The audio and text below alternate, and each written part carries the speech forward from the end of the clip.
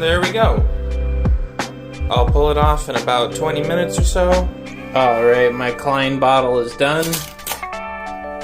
There we go. Hey guys, it's your boy Z-Sauce here. And today we got the Klein bottle. I'm excited because ever since I learned about these things a long time ago, I've always wanted to try one. It's a closed, one-sided, non-orientable surface that can only exist in four-dimensional space. But the Klein bottle is the closest thing we can have in our three-dimensional space, and it's an interesting anomaly in geometry. So I'm going to attempt to fill it. I printed it in translucent blue.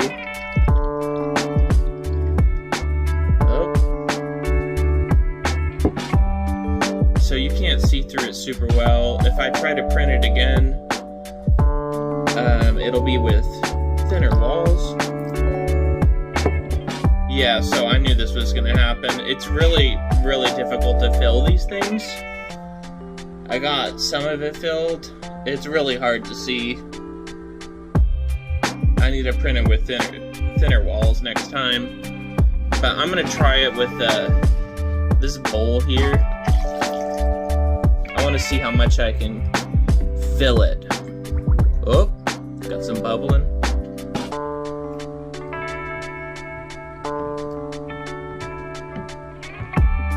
Man, this is difficult. Trying to get the air bubbles out. Trying to shake the air bubbles out.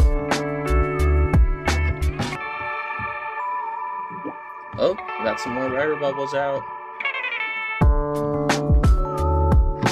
I think that's about as full as I can get it.